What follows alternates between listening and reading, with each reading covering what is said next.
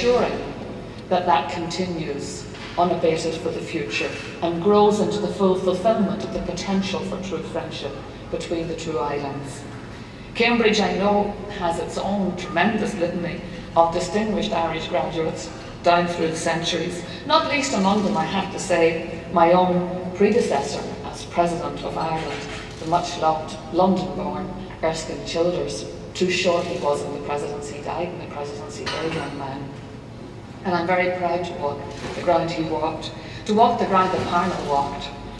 Seamus Dean, this year's Parnell Fellow, and of course a graduate of Cambridge himself, to walk the landscape of the great classical scholar, Gaelic enthusiast, Saoirse Thomas, the man who brought to world attention the phenomenal literary tradition of our Blasket Islands, to walk the familiar territory of a sister Belfast woman, a great scientist, of course, Susan Jocelyn Bell Burnell, and to be walking in her footsteps and to be here in the company too, I have to say, with a little bit of particular pleasure in the company of a wonderful female provost.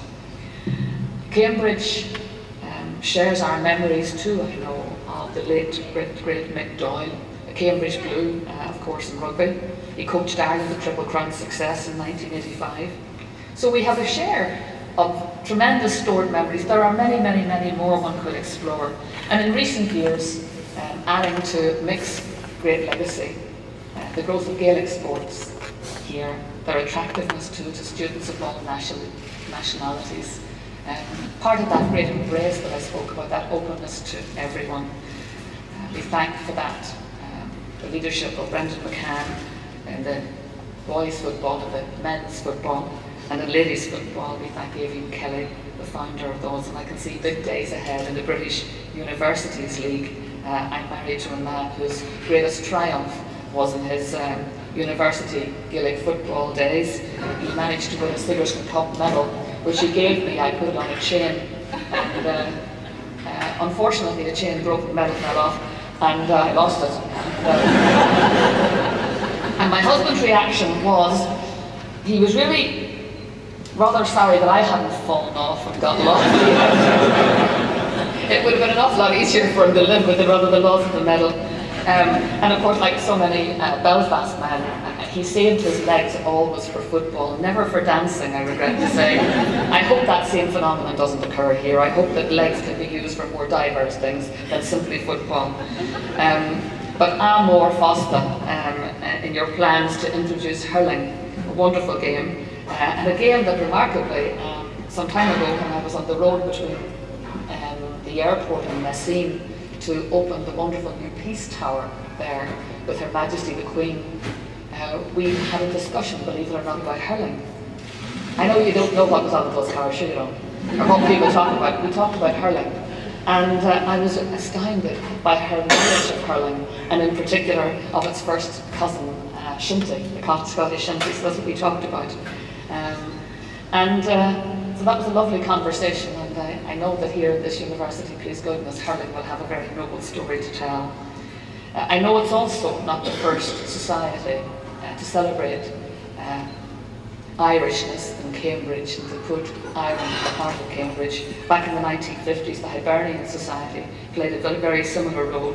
I know that Dr. Hal Dixon, who's here with us today, is a very, very important member of that society, just as he is a strong supporter of this one.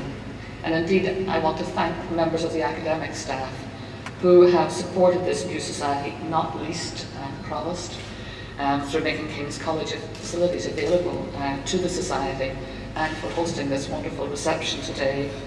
I want to thank Professor Eamon Duffy for supporting and helping to establish the society last year, Professor Maudie Whaney, and the faculty of Anglo-Saxon, Norse and Celtic for their support and assistance. All these things I know matter deeply to the students. To get that validation from very senior members of staff means so much to them and gives them such a sense of energy and focus and purpose. Before I finish too, can I applaud the work of Rosemary Devine, President of the Cambridge University Ireland Society, for the effort and the enthusiasm she has put into the establishment and development of the society over the past year.